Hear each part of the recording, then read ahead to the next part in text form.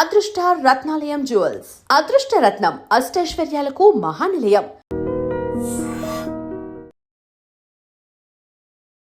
Hi hello నమస్తే, welcome back to iDream media.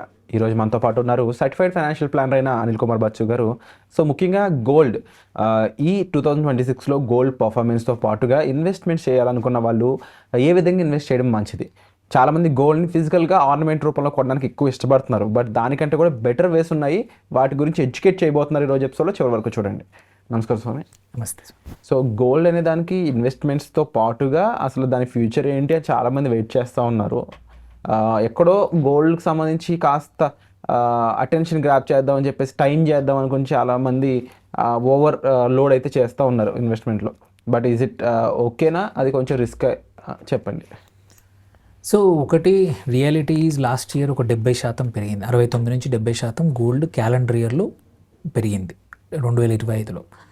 So అంత recent performance ఉన్నప్పుడు ప్రతి ఒక్కరికి గోల్డ్ మీద ఇంట్రెస్ట్ రావడం అనేది క్వైట్ కామన్. అండ్ ఇంకొక రియాలిటీ ఏమైంది, లాస్ట్ 10-15 రోజుల్లో లైఫ్ టైం హై దగ్గరికి వెళ్ళిపోయింది గోల్డ్. ఇప్పుడు ఇవాళ కూడా ట్రేడింగ్ చూసుకుని 1,47,000-1,46,000 దాకా వెళ్ళిపోయింది. 1,45,000 పైనే ఉంది ఇప్పుడు. ఇది గ్లోబల్గా జరుగుతున్న ఫినామినా. ఒక్క ఐసోలేటెడ్గా మన ఇండియాలో ఉన్న డిమాండ్ సప్లై ఇష్యూస్ కాకుండా గ్లోబల్గా జరుగుతుంది. ఏంటంటే హిస్టారికల్గా అక్కడ కూడా చూసుకున్న పర్ ఔన్స్ 4,600 దాటేసింది.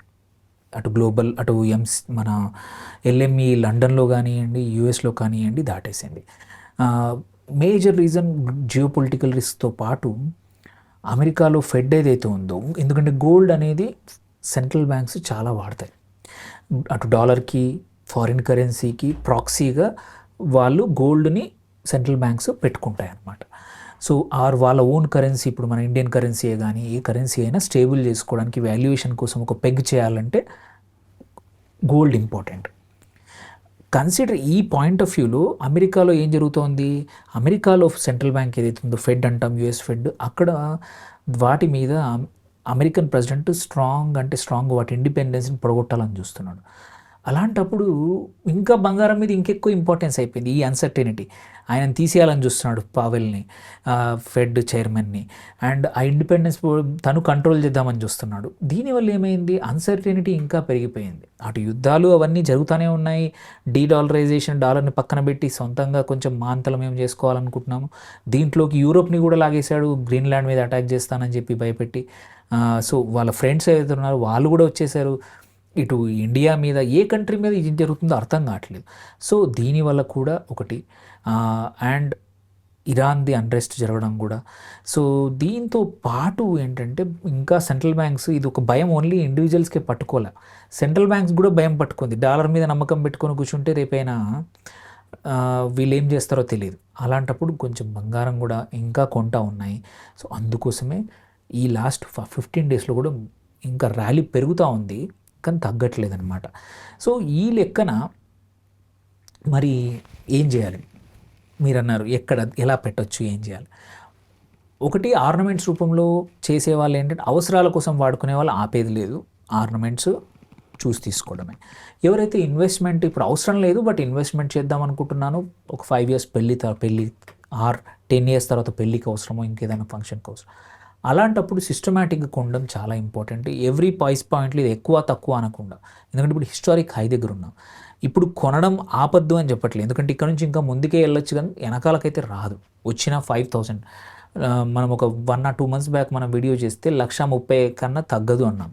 ఇప్పుడు 1,35,000 కన్నా తగ్గే అవకాశాలు కూడా కనబడట్లేదు ఈ సంవత్సరం లాస్ట్ ఇయర్ లాగా 70% పెరగకపోవచ్చు, బట్ ఫర్ షూర్ 2 లక్షలకు దగ్గరికి అయితే వెళ్తుంది ఈ సంవత్సరం. క్రాస్ అయితే చెప్పలేం, కానీ బట్ 2 లక్షలు ఏదైతే యుద్ధాలు కానీ ఏమైనా కొంచెం పెరిగితే 2 లక్షలకు టచ్ అయ్యే అవకాశాలు ఉన్నాయి. ఎందుకంటే అండర్లయింగ్ కాజెస్ ఒకటి కాదు, మామూలుగా ఏంటంటే గోల్డ్ కానీ సిల్వర్ కానీ పెరగడానికి 1-2 కారణాలు ఉంటాయి.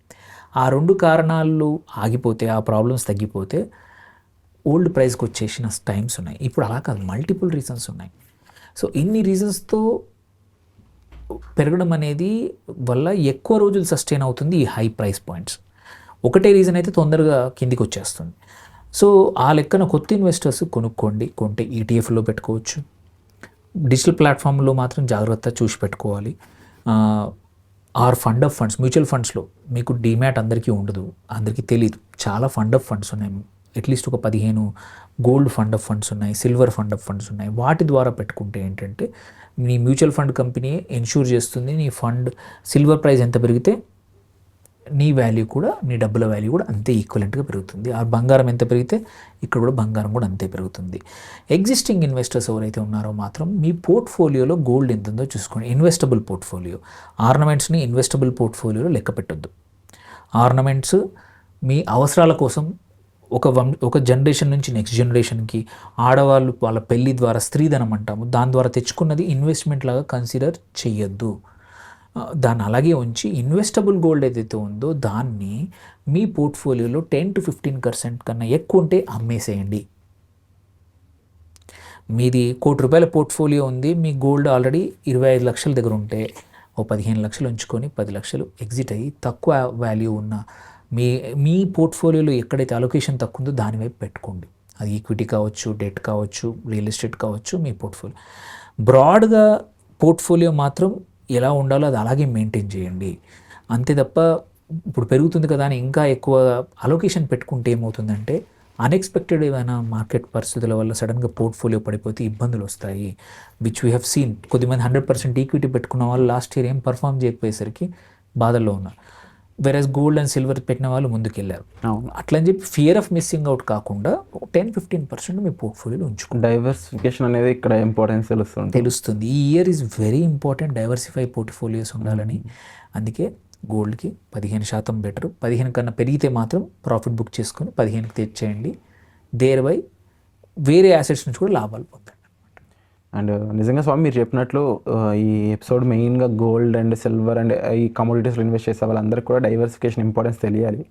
లేకపోతే ఏమనుకుంటారంటే ఓన్లీ గోల్డ్ పెడితే 80%, 50% మంది ఇన్వెస్ట్ చేస్తుంటే అర్థం ఒకసారి సడన్గా మార్కెట్ రివర్స్ అయితే ఏంటి పరిస్థితి, దాన్ని వాళ్ళు తీసుకోలేరు, తట్టుకోలేరు అనే సిచ్యువేషన్ అర్థం చేసుకోలేదు. అప్పుడు మీరు చెప్పిన ఎపిసోడ్ రూపంలో వాళ్ళకి ఆ లాంగిడివిటీ అర్థం అవ్వాలని నేను కూడా మనస్ఫూర్తిగా అనుకుంటున్నాను. అండ్ స్వామి ఓవరాల్గా ఇప్పుడు గోల్డ్కి సంబంధించి ఫైనల్గా ఇన్వెస్ట్ చేయడం అనేది విత్ ప్రొఫెషనల్ అయితే ఎలాంటి బెటర్ అడ్వాన్సెస్ ఉంటాయి? సో విత్ ప్రొఫెషనల్ ఏంటంటే మీకు మీ పోర్ట్ఫోలియో ఎంత ఉందో చూసుకొని దాన్ని బట్టి గోల్డ్ అలొకేషన్ ఎంత, అండ్ సైమల్టేనియస్లీ మీరు పెడుతున్న ఇన్వెస్ట్మెంట్ ఎప్పుడు పెట్టాలి, ఎంతెంత పెట్టాలి, అది కూడా వెరీ ఇంపార్టెంట్. Sizing important. ఎక్కడ పెట్టాలి అంటే మీకు ఆప్షన్స్ చాలా ఉన్నాయి. ఇప్పుడు ప్రాబ్లం ఏంటంటే చాలా వెబ్సైట్స్, డిజిటల్ ప్లాట్ఫామ్, ఆర్బీఐ చెప్పింది మాకు తెలియదు అని చెప్పింది, గ్యారంటీ లేదని చెప్పింది. సో మంచి ప్లాట్ఫామ్స్ ఏంటి, లేకపోతే ఈటీఎఫ్స్ ఏంటి మంచివి, మంచి ఫండ్ ఆఫ్ ఫండ్స్ ఏంటి, ఆర్ ఇంకా వేరే ఆప్షన్స్ ఏ ఉన్నాయని గైడ్ చేయడానికి ఒక ఎక్స్పర్ట్ ద్వారా అయితే ఇన్వెస్ట్మెంట్ గైడెన్స్ ప్రాపర్గా ఉంటుంది. తప్పకుండా స్వామి, and thank you so much for the information. స్వామి చెప్పినట్టు మీరు కూడా ఇన్వెస్ట్మెంట్ చేయాలనుకున్నప్పుడు డైవర్సిఫికేషన్తోనే ముందుకు వెళ్ళండి. ఆ ప్రాసెస్ అనేది ఎప్పటికీ కూడా కాస్త సేఫ్ అండ్ బెటర్ అడ్వాన్స్మెంట్ అనేది మీకు ప్రొవైడ్ చేస్తుంది. సో వచ్చే ఎపిసోడ్లో మళ్ళీ కలుద్దాం. Thank you so much.